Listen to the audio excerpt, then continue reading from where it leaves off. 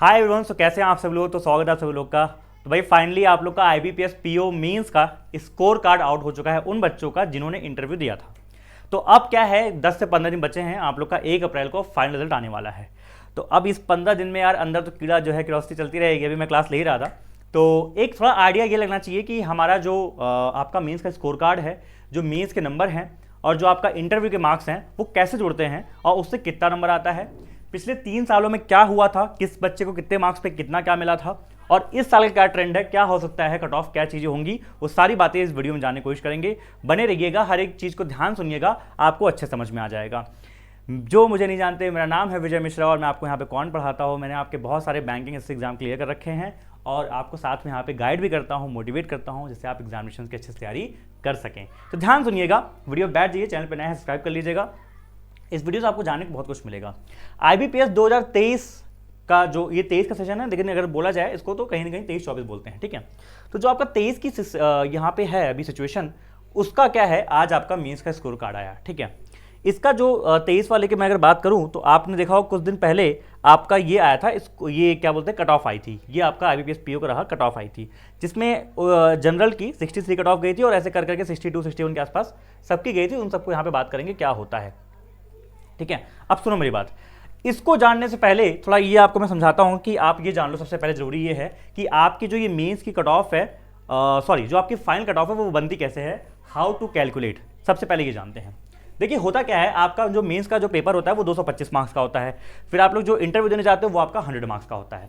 तो होता क्या है, 225 में और ये 100 में, 225 का यहाँ पे 80% वेटेज लिया जाता है और इसका 20% वेटेज बना के इसकी कंबाइन की जाती है फाइनल कट ऑफ।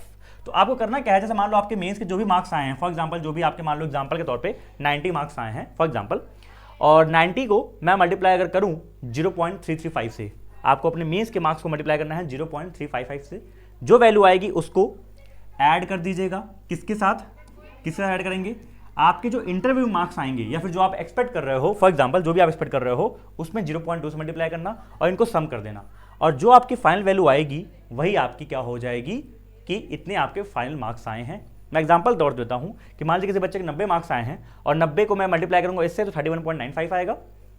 और लास्ट ईयर मैं बात करता हूं, किसी बच्चे के लास्ट ईयर मान लो इतने मार्क्स आए थे और 60 मान लो एवरेज 60 मिलता है, उसको कट ऑफ मिलता है 60 इंटू 2.2 करेंगे तो 12 आएगा, इनको ऐड करेंगे तो 43.95 आएगा। लास्ट ईयर जो फाइनल कट ऑफ गई थी, 100 मिल जाती है ये, वो गई थी 43.47 और इस बच्चे के मार्क्स कितने आए हैं 43.595, उसका सिलेक्शन हो जाता है। तो इस तरीके से ये काम करता है। अब मैं आपको और समझाता हूँ, आगे ध्यान समझिएगा। पिछले 3 साल के मैंने यहाँ पे स्टैट्स लिख रखे हैं, 2020, 21, 22।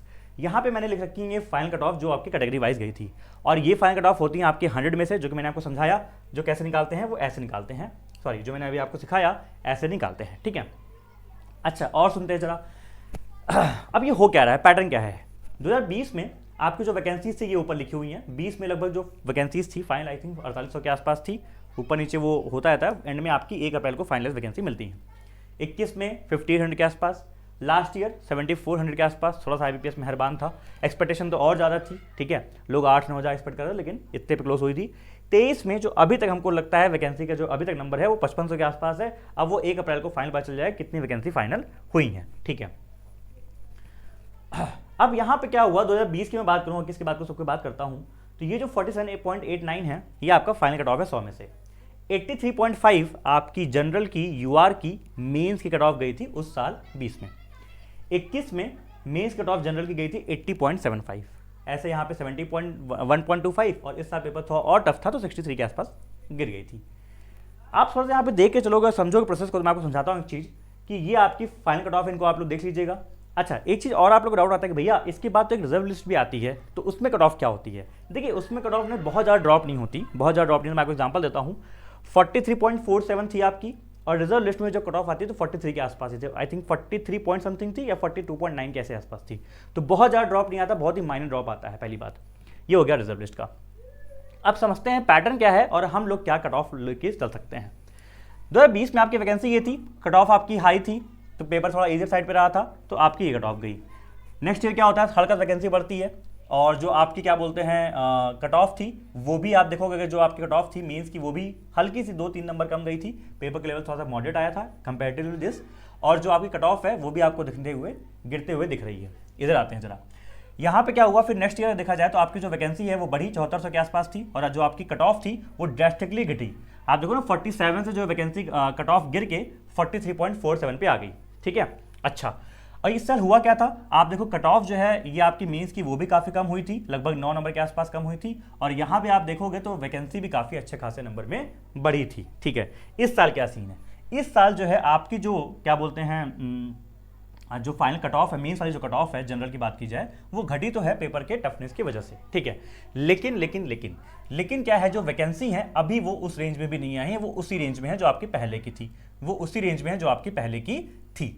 तो हम ये कहते हैं कि मैं ये मान चलता हूँ, जैसे मान लीजिए अगर आपकी उस समय तक जब 1 अप्रैल को होगा तो लोग कह रहे हैं मान लीजिए बढ़ जाएगी 6200, पता नहीं क्या क्या लोग कह रहे हैं। मान लीजिए मैं कहता हूँ एक वर्स्ट केस लेके चलते हैं, सॉरी बेस्ट केस लेके चलते हैं कि 6000 मान लीजिए आपकी हो भी जाती है 6000 के आसपास, और आपके ये नंबर भी घटे हैं, तो मैं ये मान चल रहा हूँ कि कट ऑफ बहुत ज़्यादा ड्रॉप नहीं आएगा। जैसे यहाँ पे आप देखो 4 नंबर का ड्रॉप आ गया, 3.5-4 नंबर का, वो बहुत ज़्यादा होता है ओवरऑल कट ऑफ में। तो मैं मान के सिर्फ इतना चल रहा हूँ कि मान लीजिए आपकी 1 से 1.5 नंबर कट ऑफ गिरेगी, तो लेट से चलिए 42 छोड़ी, मैं एक नंबर लिख चलता हूँ जिससे कैलकुलेशन हो जाएगी। मैं मान चलता हूँ मान लीजिए आपकी जो फाइनल कट ऑफ है 1 तारीख को जो आती है वो 42 आती है। मैं फिर से बोल रहा हूँ ये एक्सपेक्टेड है, हमको नहीं पता, आपको भी नहीं पता, कोई नहीं बता सकता कितनी कट ऑफ जाएगी, लेकिन उम्मीद ये है कि थोड़ा सा अगर गिरनी चाहिए पेपर कट ऑफ की वजह से। लेकिन उस हिसाब से आप लोग के कितने मार्क्स आए हैं और आप लोग को इंटरव्यू में कितने चाहिए होंगे ये आपको निकालना पड़ेगा। मैं समझाता हूँ कैसे। मान लीजिए आपकी जो कट ऑफ है 42 जाती है, फॉर एग्जाम्पल ये 42 जाती है, आप लोग के मेंस के मार्क्स में ये कट ऑफ सबकी आ ही चुकी है 63 जनरल यूआर की मैं चल रहा हूँ, बाकी उस हिसाब से कैटेगरी वाइज अपना कैलकुलेशन आप कर लीजिएगा। अब आप लोग के आज मार्क्स आए हैं, आपको एटलीस्ट ये पता चल गया है कि मेरे मेंस में जो है कट ऑफ से कितने ऊपर मार्क्स हैं। मेन मुद्दा ये है कि कट ऑफ से कितने ऊपर मार्क्स हैं कि मुझे इंटरव्यू में कितना मैं ले आ पाऊँ या फिर कितना मुझे मिल जाना चाहिए जिससे मेरा फाइनल सिलेक्शन मुझे मिल जाए, मुझे इस बार जॉब मिल जाए 1 तारीख को। ठीक है, अब ये रहे कट ऑफ मैंने हर रेंज ले रखे हैं, 20 प्लस, 15 प्लस, 10 प्लस और 5 प्लस सब ले रखा है। 20 भैया 25 प्लस 30 प्लस क्यों नहीं लिया? देखो 25-30 प्लस होने का मतलब ये होता है कि आपको इंटरव्यू में 40-50 नंबर भी चाहिए तो भी अब काम हो जाएगा, जो कि एवरेज मार्क्स ही 50-60 मिल जाते हैं। तो हमने मिनिमम यहाँ से स्टार्ट किया कि मान लीजिए आपके मेंस में 20 प्लस मार्क्स हैं। ध्यान दीजिएगा, अच्छे समझ लीजिए, एक समझ में आ जाए सब समझ में आ जाएगा। आपके मेंस में अभी जो कट ऑफ से 63 थी, आपके 20 प्लस मार्क्स हैं। अब वैसे बढ़ा लीजिएगा जितने भी हैं 20 प्लस आपके मार्क्स हैं। तो जो आपके मिनिमम यहाँ पे मैं देखूँ मान लो 20 भी हैं तो 83 आपके मार्क्स बन रहे हैं। अभी आए 83 आपके मार्क्स आए होंगे। ठीक है, अगर आपके मार्क्स 83 आए हैं उसको मल्टीप्लाई करिए 0.355 से, जो भी वैल्यू आए इससे डिफरेंस ले लीजिए। ठीक है, और आप एक वर्स्ट केस भी ले लीजिएगा 43 लेका, अगर वैकेंसी बहुत कट ऑफ अगर बहुत नहीं घटती है तो मान लीजिए 43 आती है। ठीक है, तो मैं क्या बोल रहा था आपका, हम यहाँ पे थे 83, इसको मल्टीप्लाई करिए 0.355 से, और फिर जो है जो नंबर आएगा उसको 42 से माइनस कर दीजिएगा, जो भी वैल्यू आएगी उसको 5 से मल्टीप्लाई कर दीजिएगा, आपको ये रेंज मिल जाएगी 62। इसका मतलब क्या है कि आपके इंटरव्यू में कम से कम 62 मार्क्स हो जाएं तो मजा आ जाएगा।